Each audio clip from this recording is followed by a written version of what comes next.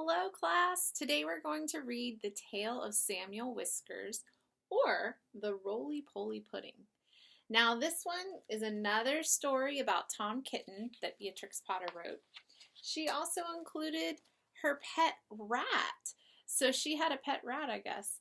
And she said that this tale is in remembrance of Sammy, the intelligent, pink-eyed representative of a persecuted but irrepressible race. So she's talking about the rats.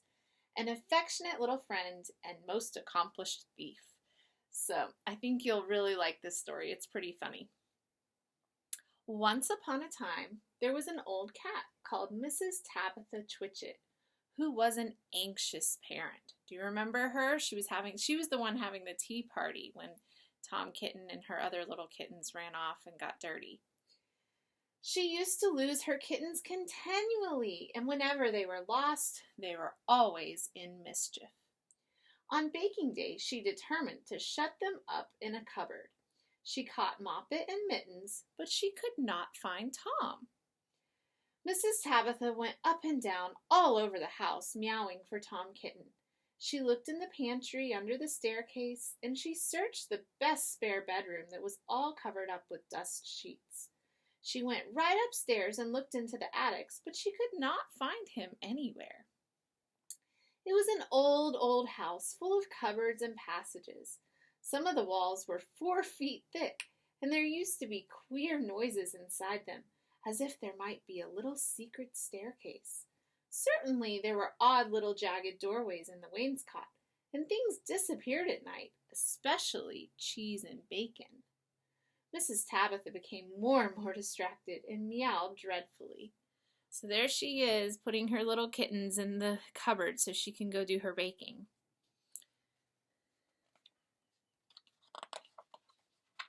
While their mother was searching the house, Moppet and Mittens had got into mischief. The cupboard door was not locked, so they pushed it open and came out. You can see there's Mrs. Tabitha Twitchit, and Moppet and Mittens are getting free. Oh my goodness. They went straight to the dough, which was set to rise in a pan before the fire. They patted it with their soft little paws.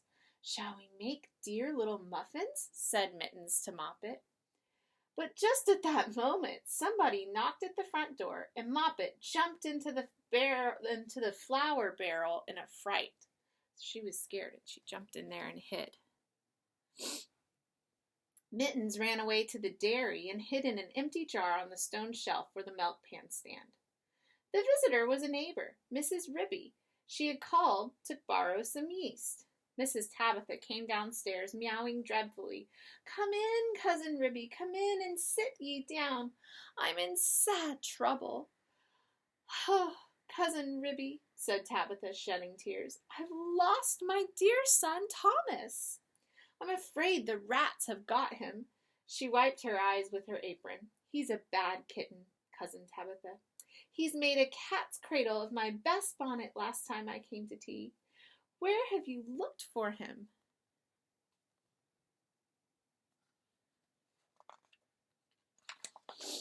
"All over the house. The rats are too many for me. What a thing it is to have an unruly family," said Mrs. Tabitha Twitchit. "I'm not afraid of rats. I will help you to find him. And I'll whip him too. What is all that soot in the fender?" She's going to go help the mom cat, Tabitha, find Tom Kitten. "The chimney wants sweeping. Oh, dear me, Cousin Ribby. Now Moppet and Mittens are gone." They have both got out of the cupboard. Ribby and Tabitha set to work to search the house thoroughly again. They poked under the beds with Ribby's umbrella, and they rummaged in cupboards. They even fetched a candle and looked inside a clothes chest in one of the attics. They could not find anything. But once they heard a door bang and somebody scuttered downstairs. "Oh, yes, it's infested with rats," said Tabitha tearfully.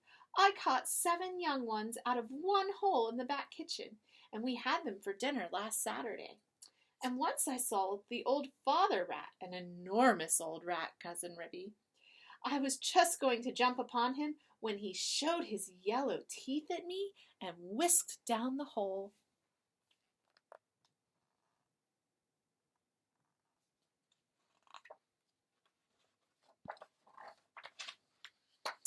Oh, the rats get upon my nerves, Cousin Ribby, said Tabitha. Ribby and Tabitha searched and searched. They both heard a curious roly-poly noise under the attic floor. They returned to the kitchen. Here's one of your kittens at least, said Ribby, dragging Moppet out of the flour barrel. They shook the flour off her and set her down on the kitchen floor. She seemed to be in a terrible fright. She was really scared. Oh, Mother, Mother, said Moppet.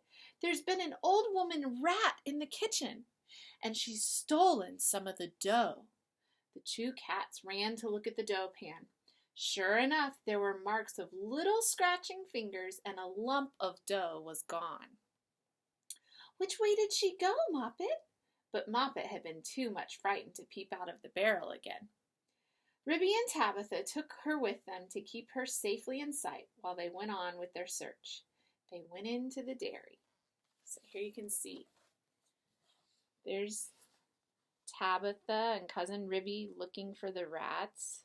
And they found Moppet. And then there's the rat that Moppet was talking about that had stolen the dough. The first thing they found was Mittens. So they went to look in the dairy for the rat, but they found Mittens. Remember Mittens was hiding? They tipped up the jar and she scrambled out. Oh, Mother, Mother, said Mittens. Oh, Mother, Mother, there's been an old man rat in the dairy. A dreadful, enormous, big rat, Mother, and he's stolen a pat of butter and the rolling pin. Ribby and Tabitha looked at one another. A rolling pin and butter? Oh, my poor son Thomas, exclaimed Tabitha, wringing her paws. A rolling pin, said Ribby. Did we not hear a roly-poly noise in the attic when we were looking into that chest? Ribby and Tabitha rushed upstairs again. Sure enough, the roly-poly noise was still going on quite distinctly under the attic floor. What do you think could be happening?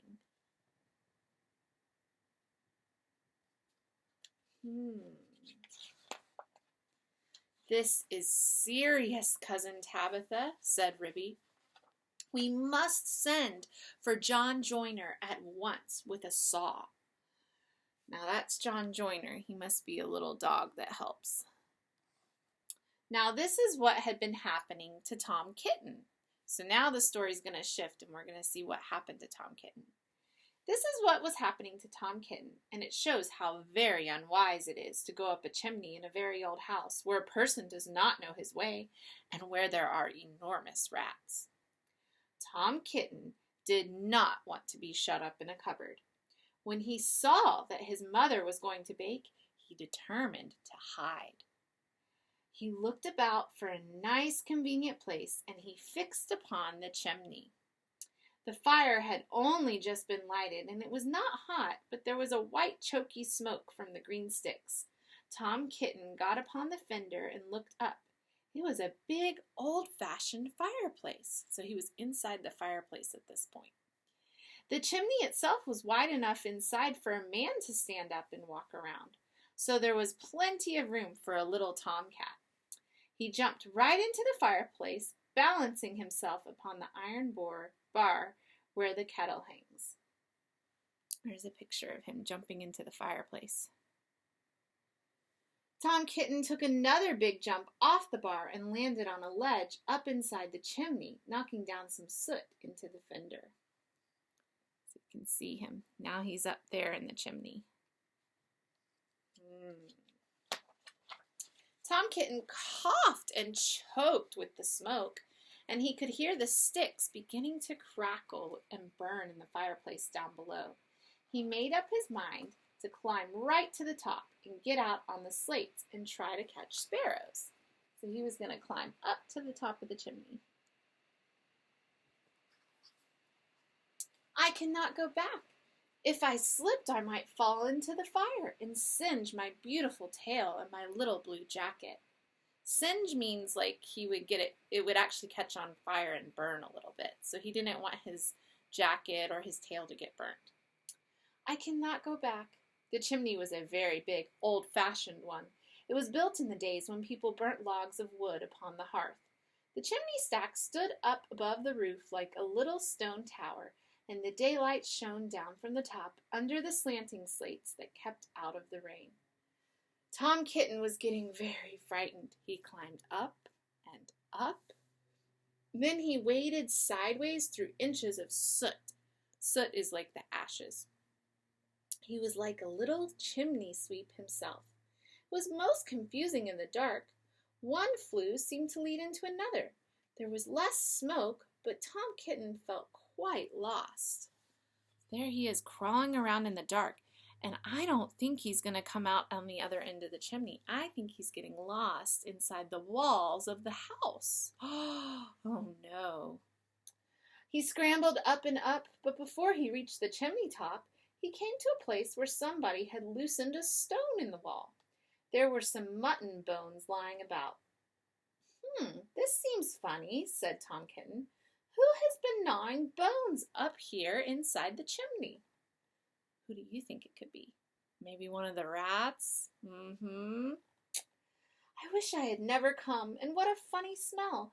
It is something like mouse, only dreadfully strong. It makes me sneeze, said Tom Kitten. There he is, looking at the bones.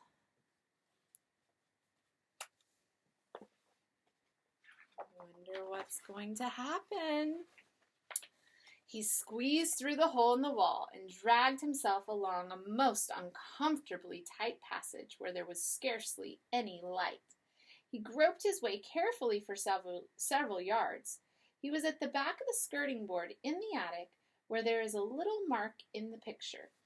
So you can see he was climbing around, and he was actually inside this wall. So she drew a little star there to show you where he was, but he was on the inside of the wall. All at once, he fell head over heels in the dark, down a hole, and landed on a heap of very dirty rags. When Tom Kitten picked himself up and looked about him, he found himself in a place that he had never seen before. Although he had lived all his life in the house, it was a very small, stuffy, fusty room with boards and rafters and cobwebs and lath and plaster. Opposite to him, as far as he could sit, was an enormous rat. What do you mean by tumbling into my bed, all covered with smuts? Said the rat, chattering his teeth.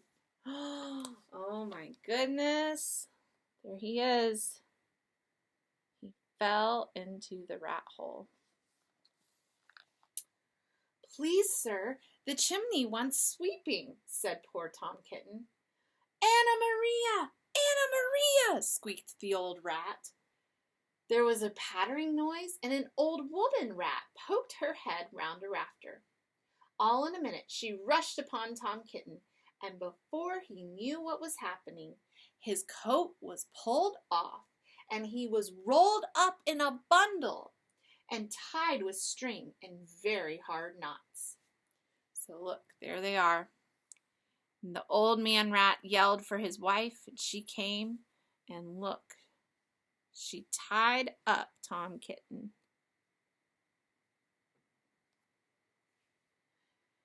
Anna Maria did the tying. The old rat watched her and took snuff. When she had finished, they both sat staring at him with their mouths open. Anna Maria, said the old man rat, whose name was actually Samuel Whiskers. Anna Maria, make me a kitten dumpling roly-poly pudding for my dinner. Well, it requires dough and a pat of butter and a rolling pin, said Anna Maria, considering Tom Kitten with her head on one side. Oh my goodness, do you think they're going to eat Tom Kitten? Poor Tom Kitten, I hope he gets loose. No, said Samuel Whiskers. Make it properly, Anna Maria. With breadcrumbs. Oh, nonsense. Butter and dough, replied Anna Maria. The two rats consulted together for a few minutes, and then they went away. So they're arguing about how they want to cook Tom Kitten and what kind of dough they're going to make to put around him. I think they want to make him into like a little pie. Oh, the two rats. Oh, Samuel Whiskers got through a hole in the wainscot and went boldly down the front staircase to the dairy to get the butter. He did not meet anybody. So Samuel Whiskers is the dad rat, the big old man rat. He made a second journey for the rolling pin.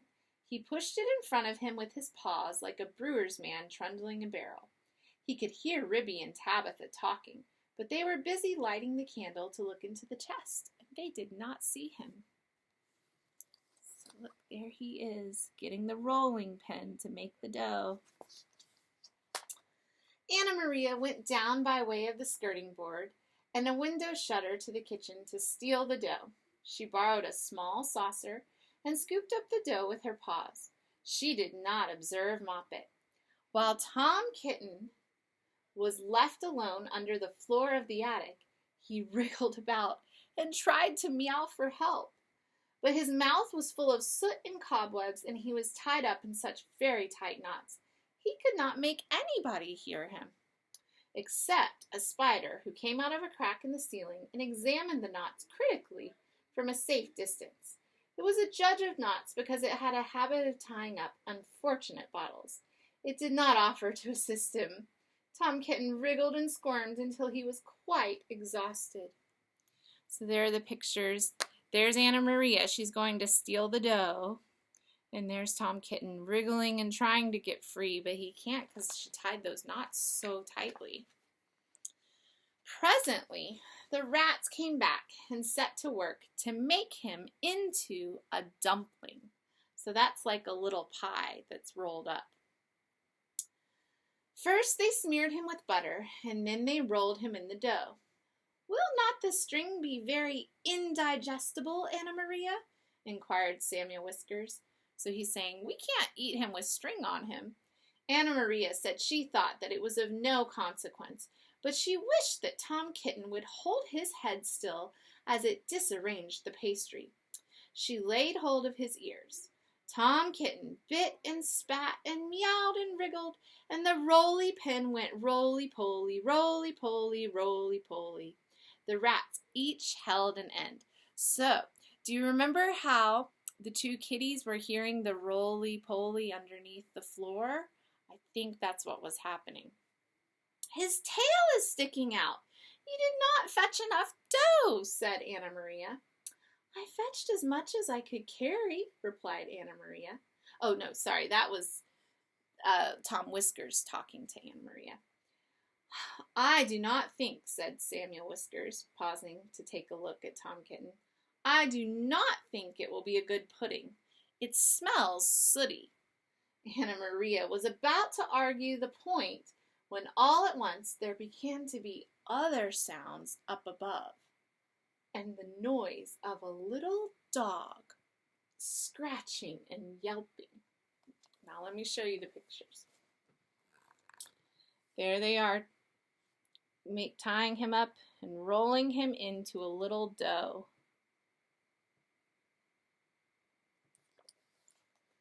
So they heard a dog. Do you remember the dog that the kitties had called to come help them? Okay. Oh no, we are discovered and interrupted, Anna Maria. Let us collect our property and other people's and depart at once. I fear that we shall be obliged to leave this pudding. But I am persuaded that the knots would have proved indigestible, whatever you may urge to the contrary. Come away at once and help me to tie up some mutton bones in a counterpane, said Anna Maria. I have got half a smoked ham hidden in the chimney. So it happened that by the time John Joyner, remember he was the little dog, had got the plank up, there was nobody under the floor except the rolling pin and Tom Kitten in a very dirty dumpling. But there was a strong smell of rats, and John Joyner spent the rest of the morning sniffing and whining and wagging his tail and going round and round with his head in the hole like a gimlet. So there you can see the rats heard the dog coming and they ran away. And then Tom Kitten was left still in that dough, tied up with the rolling pin. And can you see the little dog peeking under to see him? There he is from above, peeking into the hole to get out Tom Kitten. So he had to lift up the boards in the floor, and they found him. Then he nailed down the plank again. That just means the board for the floor. And he put his tools in his bag and came downstairs. The cat family had quite recovered.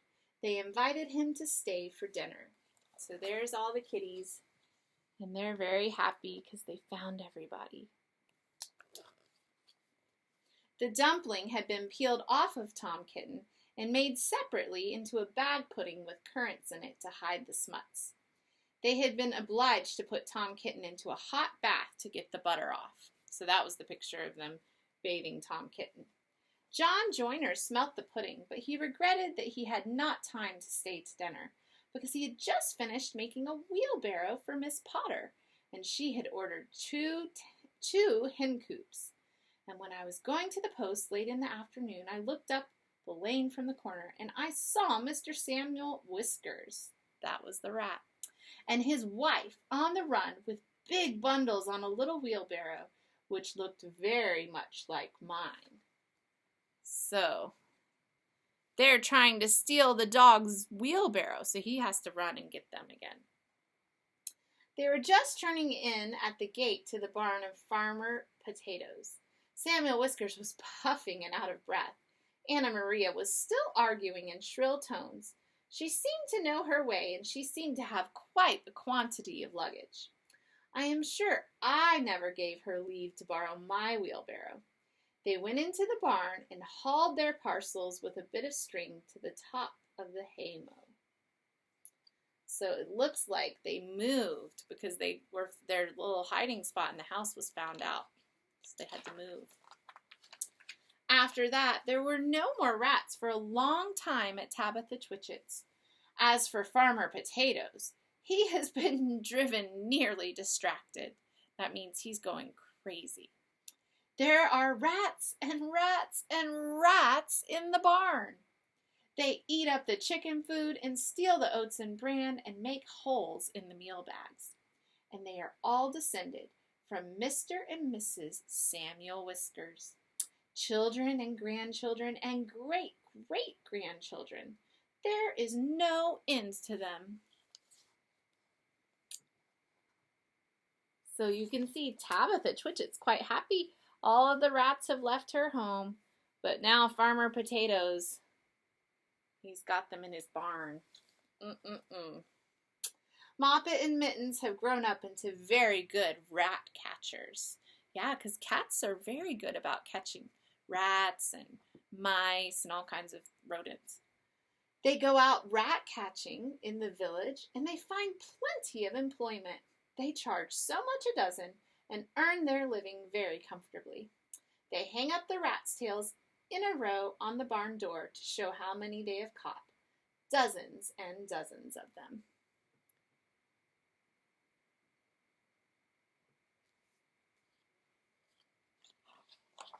But Tom Kitten has always been afraid of a rat.